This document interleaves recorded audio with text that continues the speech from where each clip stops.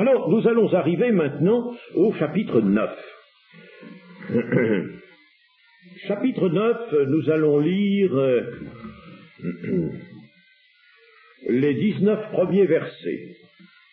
La première année de Darius, fils d'Assuérus de la race des Mèdes, lequel était devenu roi du royaume des Chaldéens, la première année de son règne, moi, Daniel, je vis par les livres qu'il devait s'écouler 70 ans pour les ruines de Jérusalem, d'après le nombre des années dont l'Éternel avait parlé à Jérémie le prophète.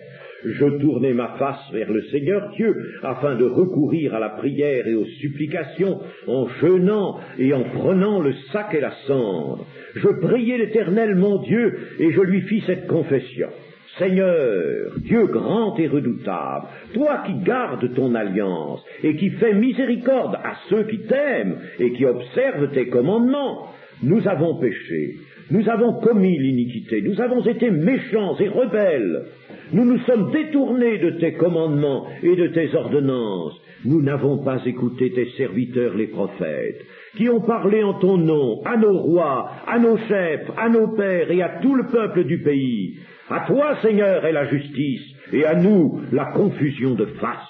En ce jour, aux hommes de Juda, aux habitants de Jérusalem et à tout Israël, à ceux qui sont près et à ceux qui sont loin, dans tous les pays où tu les as chassés, à cause des infidélités dont ils se sont rendus coupables envers toi.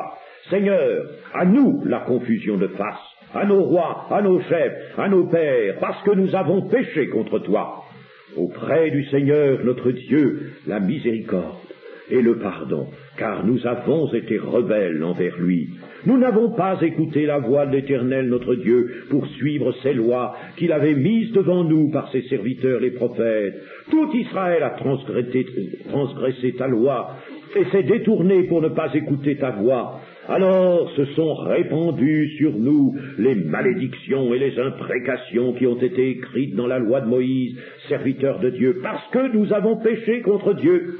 Il a accompli les paroles qu'il avait prononcées contre nous et contre nos chefs qui nous ont gouvernés. Il a fait venir sur nous une grande calamité et il n'en est jamais arrivé sous le ciel entier une semblable à celle qui est arrivée à Jérusalem. Comme cela est écrit dans la loi de Moïse, toute cette calamité est venue sur nous et nous n'avons pas imploré l'Éternel notre Dieu, nous ne nous sommes pas détournés de nos iniquités, nous n'avons pas été attentifs à ta vérité. L'Éternel a veillé sur cette calamité et l'a fait venir sur nous, car l'Éternel notre Dieu est juste dans toutes les choses qu'il a faites.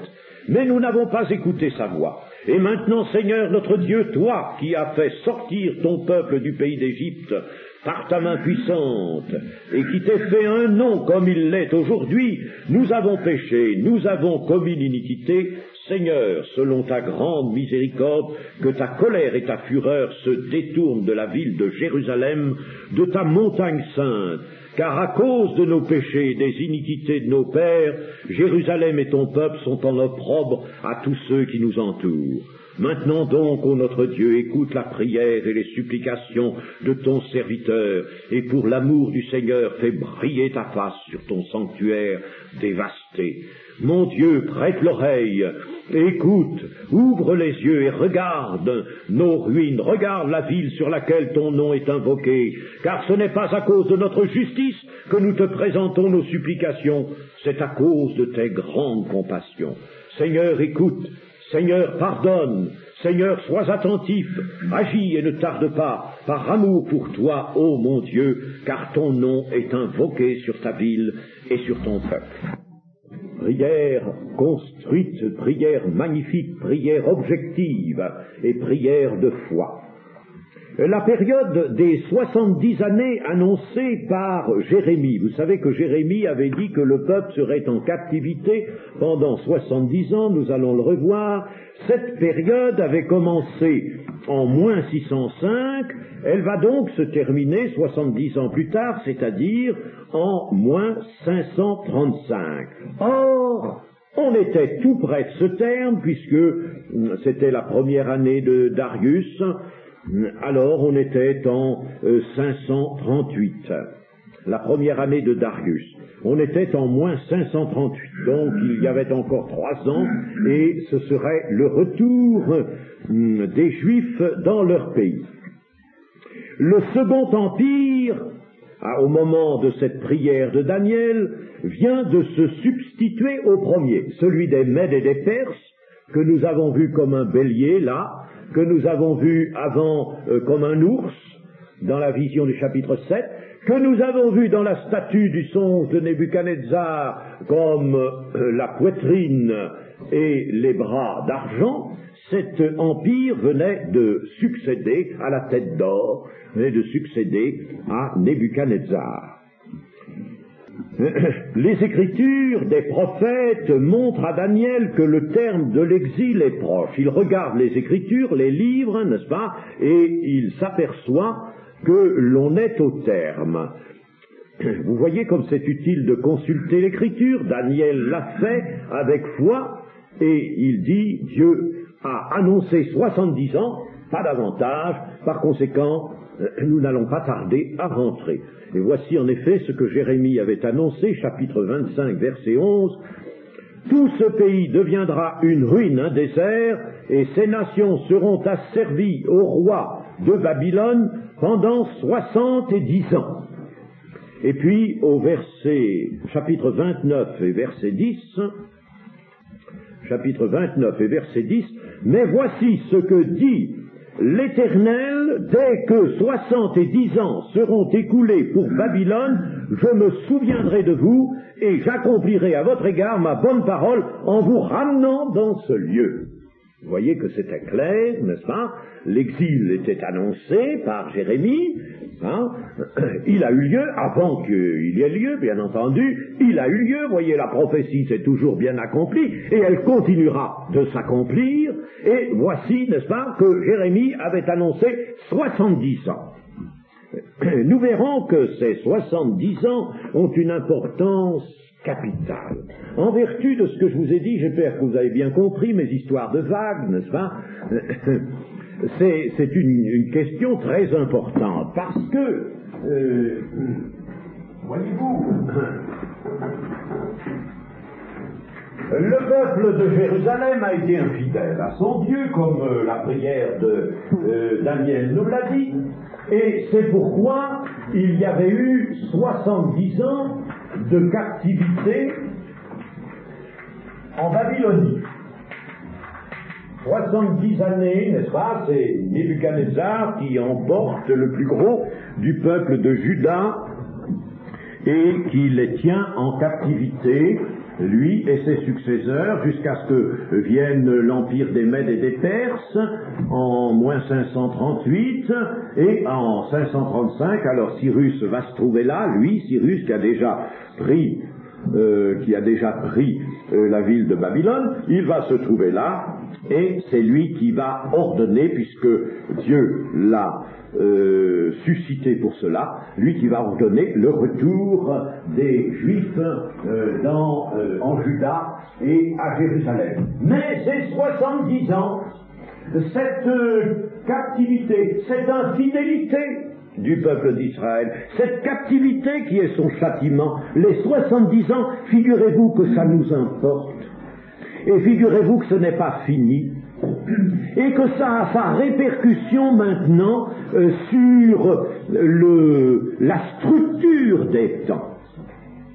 Voilà quelque chose, n'est-ce pas, que nous allons voir dans la suite de Daniel. C'est pourquoi le livre de Daniel est extrêmement intéressant, bien que assez délicat, parce que il traite surtout, n'est-ce pas, évidemment, du sort du peuple de Juda, de cette captivité, de la sortie de captivité, puis de ce qui va se passer après, de ces différents royaumes, et puis il se projette jusqu'à la fin des temps. La prophétie fait un bond et saute jusqu'à la fin des temps, parce que ce qu'il y a là, n'est-ce pas, va marquer la fin des temps. Et nous allons être marqués aussi par 70, une période de 70 que nous allons voir apparaître dans ce chapitre 9. Daniel se met donc en prière. Il voit que le terme des 70 ans est proche, il se met en prière. Il y joint le jeûne et l'humiliation, et la prière commence par une confession au nom de tout le peuple. Vous voyez, pourtant, ce Daniel, qui avait à l'époque, nous l'avons dit, dans les 82 ans, était entré très jeune, à 15 ans, dans la captivité, en Babylonie, eh bien, vraiment, il était resté fidèle. Nous le voyons, n'est-ce pas? Et il est un modèle de fidélité. Alors il dit, nous avons péché, nous avons commis l'iniquité, nous avons été méchants et rebelles. Oh, pas lui, on pourrait dire, n'est-ce pas? Mais c'est pas toi, Daniel, qui a fait tout ça. C'est le peuple, mais toi, véritablement, tu as su, au contraire, rester fidèle à ton Dieu. Eh bien, il le fait masse du peuple et de lui-même.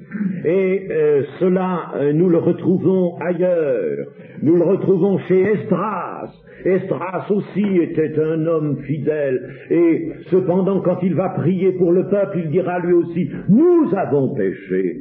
Néhémie, dans le chapitre 9 de son livre, élève une prière à Dieu aussi. Mais lui aussi, c'est un homme remarquablement fidèle, n'est-ce pas? Un de ses serviteurs, n'est-ce pas, qui ne pouvait que plaire à son Dieu. Eh bien, lui aussi, il va dire, il va pas dire le peuple a péché, n'est-ce pas? Non, nous avons péché. Il se met avec le peuple. Là, vous avez déjà, n'est-ce pas, quelque chose qui nous parle excellemment de ce que va faire le Seigneur Jésus. Prendre à lui les péchés du peuple. Et c'est dit, n'est-ce pas, par le prophète, et ça sera fait, et il faut que ce soit fait. Il va prendre les péchés à son compte, il va être chargé des péchés, n'est-ce pas? Et nous voyons que ces hommes-là, par l'Esprit de Dieu, sont poussés à se mettre avec les pécheurs, et à s'identifier avec tout le peuple, n'est-ce pas? Et d'ailleurs, n'est-ce pas, ils se sentent un, ils se sentent unis, ils se sentent une même chair, et ils sentent, n'est-ce pas, qu'ils sont os et chair du peuple d'Israël. C'est une chose remarquable. Nous allons lire maintenant au verset 20. Je parlais encore, je priais, je confessais mon péché, le péché de mon peuple d'Israël, et je présentais mes supplications à l'Éternel mon Dieu en faveur de la sainte montagne de mon Dieu. Je parlais encore dans ma prière quand l'homme, Gabriel, que j'avais vu précédemment dans une vision, s'approcha de moi d'un vol rapide au moment de l'offrande du soir. Il m'instruisit et s'entretint avec moi et me dit, Daniel, je suis venu maintenant pour ouvrir ton intelligence. Lorsque tu as commencé à prier, la parole est sortie et je viens pour te l'annoncer, car tu es un bien-aimé. Sois attentif à la parole et comprends la vision. 70 semaines ont été fixées sur ton peuple et sur ta ville sainte pour faire cesser les transgressions et mettre fin au péché, pour expier l'iniquité et amener la justice éternelle, pour sceller la vision et le prophète et pour oindre le Saint des Saints.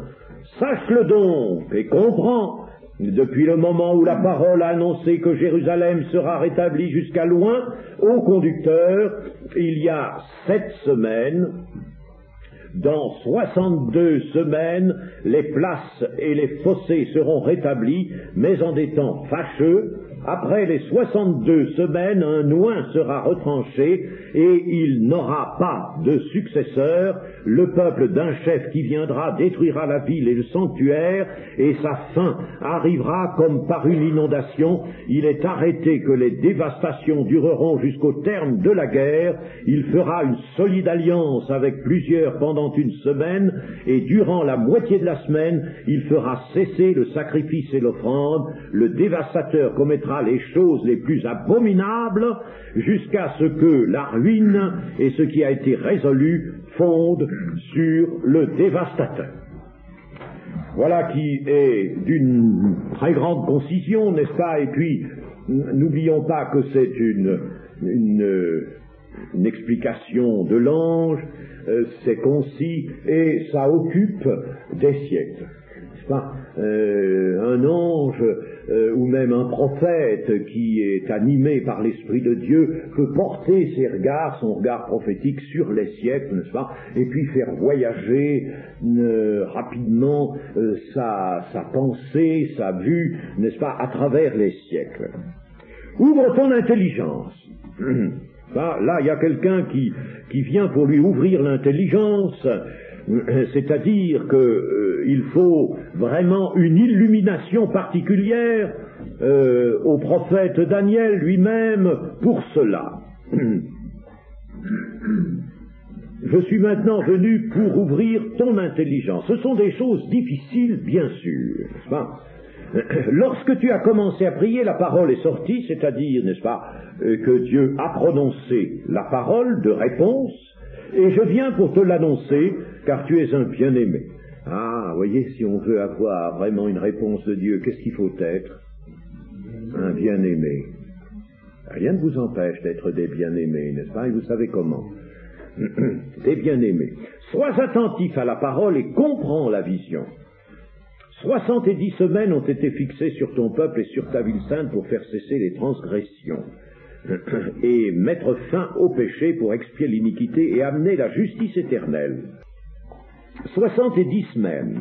La période de l'exil, nous venons de le voir, était de 70 années. Mais l'abolition du péché ne surviendra pas à l'issue de ces 70 années de captivité à Babylone, elle ne surviendra qu'au terme d'une période 7 fois plus longue. Ce ne sont plus des années, mais des septaines d'années que nous avons ici. 70 semaines, le mot semaine n'est pas à retenir. Pour traduire littéralement l'hébreu, il faudrait dire exactement 70 septaines. C'est le mot sept qui est là, mais il ne désigne pas nécessairement des semaines. Notre traducteur a mis semaine, littéralement, n'est-ce pas, il faut comprendre 70 sept. 70 périodes de 7, n'est-ce pas, des septaines, voyez-vous, appelons-les des septaines, 70 7, et non pas des semaines. Ce sont des années. Pourquoi ce sont des années et non pas des semaines, c'est-à-dire des périodes de 7 jours? Eh bien, les Juifs avaient des périodes de 7 jours, bien sûr, la semaine, mais ils n'avaient pas que ça. Nous n'avons que ça. Alors quand on parle de semaine ou de septaine, nous voyons, nous, une semaine de 7 jours, mais les Juifs n'avaient pas que ça. Ils avaient des périodes de 7 années. Dans le Lévitique 25, par exemple, 2-4, Lévitique 25, il faut faire attention, n'est-ce pas, de ne pas interpréter la Bible avec nos connaissances actuelles, avec les choses qui nous sont familières à nous, qui nous sont connues, notre mode de vie, notre culture, si vous voulez, n'est-ce pas, que nous plaquons sur la Bible. Là, ça, c'est un travail, évidemment, infiniment mauvais, et c'est ce que font souvent les détracteurs de la Bible. Alors, Lévitique 25, verset 2. Parle aux enfants d'Israël et tu leur diras, quand vous serez entrés dans le pays que je vous donne, la terre se reposera, ce sera un sabbat en l'honneur de l'Éternel.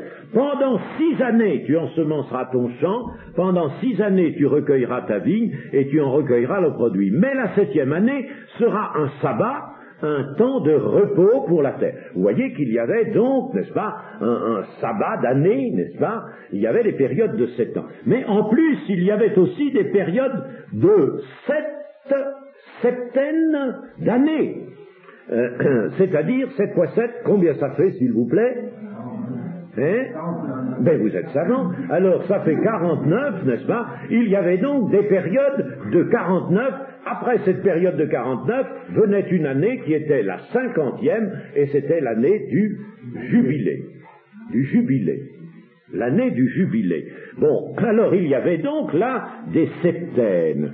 Dans Lévitique 25 toujours, au verset 8, tu compteras 7 sabbats d'année, 7 fois 7 années, et les jours de ces 7 sabbats feront 49 ans. Voyez-vous, il y avait donc des périodes. Par conséquent, n'est-ce pas, si nous voulons interpréter la prophétie comme il convient, ne restons pas avec des œillères de 1974, des œillères de ce que nous connaissons, en disant, non, une septaine ou une semaine, ça fait 7 jours. Non.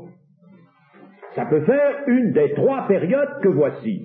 Or, n'est-ce pas, par une étude un petit peu plus poussée des Écritures, on s'aperçoit qu'il ne peut pas s'agir de semaines, de jours, bien sûr c'est exclu, c'est une période assez longue qui est annoncée par le prophète ici, et il ne s'agit pas non plus, n'est-ce pas, simplement de 7 années, mais il s'agit de septaines d'années. Et nous retrouvons en somme là la notion de jubilé. La notion du jubilé. Mais attendez, n'allons pas trop vite. Ce sont donc des années, des septaines d'années, et comme il y en a 70, n'est-ce pas, 70 septaines d'années ont été fixées sur ton peuple et sur la ville sainte, sur Jérusalem. Ça fait donc, 7 fois 7, vous m'avez dit que ça faisait 49, je veux bien vous croire. Alors, 7 fois 70, ça fait 490, n'est-ce pas? 490. Donc, un délai 7 fois supérieur au temps de la captivité était de 70 années, là ce sera 70 septaines, donc 70 multiplié par 7 années, 490, il y a un délai 7 fois supérieur au temps de la captivité. Pour arriver à quel résultat? Faire cesser les transgressions et mettre fin au péché, expier l'iniquité. Il ne s'agit pas seulement de nettoyer le peuple d'Israël, n'est-ce pas, pour le ramener dans son pays et le remettre en place. Il s'agit de supprimer sur la terre ce mal, ce léviathan qu'est le péché, l'iniquité, et qui trouble toute la terre et qui est la cause des malheurs et du drame qui frappe cette terre. 490 années. Un délai 7 fois supérieur au temps de la captivité du peuple en Babylone sera nécessaire pour parvenir à la cessation des transgressions et du péché, et pour que tout soit sanctifié, et pour que la justice éternelle s'établisse. La justice éternelle. Vous savez que Pâques est séparé de la Pentecôte par 7 fois 7 jours, n'est-ce pas? Et que toute justification se faisait sous l'empire de la loi de Moïse pendant 7 jours. Le temps d'épreuve du peuple de Juda avait été de 7 jours multiplié par 7 années, multiplié par 10 années, 70 années. Là, il y avait eu une multiplication par 10. Eh bien, encore une multiplication, cette fois-ci, n'est-ce pas, par 7, la purification complétée sera 7 fois supérieure, et cette purification, que sera-t-elle? L'onction donnée au Saint des Saints et à son retranchement. Sache-le donc et comprends depuis le moment où la parole a été annoncée que Jérusalem sera rebâtie jusqu'à loin. Alors là, la version d'Arby traduit carrément jusqu'au Messie. Car Ouin, ici, Méchia, n'est-ce pas, qui est traduit par Ouin, ça veut dire Messie. C'est Messie, c'est Méchia. Alors, sera rétabli jusqu'au Messie, au conducteur. Il est le conducteur. Il y a 7 semaines, dans 62 semaines, les places et les fossés seront établis, mais en des temps fâcheux. Après les 62 semaines, un oint sera retranché et il n'aura pas de successeur. Je vous ai dit que c'est pas au terme des 490 années que l'oint va être retranché, c'est au terme de 69 années, c'est-à-dire de 7, une période de 7 années, plus 62. Après les 62 septaines d'années, 62 et 7, ça fait 69. Il restera, par conséquent, une semaine, une septaine, qui va être réservée, une dernière septaine pour compléter les 70 septaines d'années. Il y a donc, en somme, comme période, 7 plus 62 plus 1, n'est-ce pas, égale 70. Alors, c'est ici, au terme des 62, que loin va être retranché, que le Messie va être retranché. Il restera donc une septaine, c'est-à-dire 7 années, n'est-ce pas, qui vont nous intéresser particulièrement, mais qui sont au-delà du retranchement du Messie de loin, c'est-à-dire, quel retranchement? De la crucifixion du Seigneur Jésus. Tout simplement, n'est-ce pas, de la crucifixion de Jésus. C'est bien par Jésus que l'iniquité va cesser, c'est par lui, et c'est lui qui est vu ici, le Messie, le conducteur, il y a 7 semaines, dans 62 semaines, alors 7 semaines pour la reconstruction de Jérusalem, et 62 semaines qui vont s'écouler, ce qui va faire un total de, je ne sais pas si je l'ai fait ici, 483 années, bien sûr, 490 moins 7. 483 années. Alors ici, nous allons avoir 483 années. N'est-ce pas? Il y a une première période de 7 pour Jérusalem, puis après une période de 62 septaines d'années, le tout fait 483. Et il reste une semaine. Après les 62 semaines, un oint sera retranché, c'est-à-dire le Messie sera retranché, et il n'aura pas de successeur. Il n'a pas besoin de successeur. Il n'en aura pas. Alors, la purification chez les Juifs, chez les personnes, se préparait pendant les 6 premiers jours de la semaine et s'accomplissait au 7e jour. De même, la grande purification, n'est-ce pas, la cessation des transgressions et la fin mise au péché, cette grande purification se préparera pendant le temps d'épreuve de 7 plus 62 de 483 années et se consommera en la 70e septaine, comme c'était dans la loi de Moïse.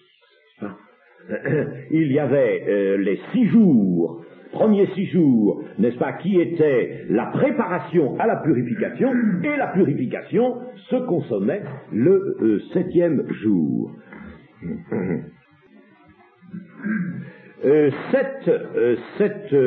7 fois 7 ans, 49 ans sera la période de reconstruction de Jérusalem. Est-ce que Jérusalem sera reconstruite donc pendant la première les 7 septaines, n'est-ce pas? 7 fois 7, donc 49, pendant 49 ans. Et puis, 62 semaines, 434, en somme, ici, n'est-ce pas? Nous avons 483, nous avons 49 plus 434. N'est-ce pas? Voyez-vous, ça, en décomposant ça, n'est-ce pas, en 7 et en 62 septaines. Alors, 434 ans sera le temps de conservation du peuple d'Israël jusqu'à la consommation du sacrifice, c'est-à-dire loin retranché, qui survient à la barre ici. N'est-ce pas? Eh bien, les choses se sont passées ainsi. Le point de départ, c'est depuis le moment où la parole a annoncé que Jérusalem sera rebâtie jusqu'au Messie, au conducteur, il y a 7 semaines pour la reconstruction de Jérusalem, et puis 62 semaines, d'ailleurs là, il faudrait ajouter pour traduire correctement, et dans 62 semaines ensuite, Les places et les fossés seront rebâtis, mais en des temps fâcheux. Après les 62 semaines, un oin sera retranché. Le temple sera rebâti. Là, c'est un temple tout à fait particulier, c'est le temple.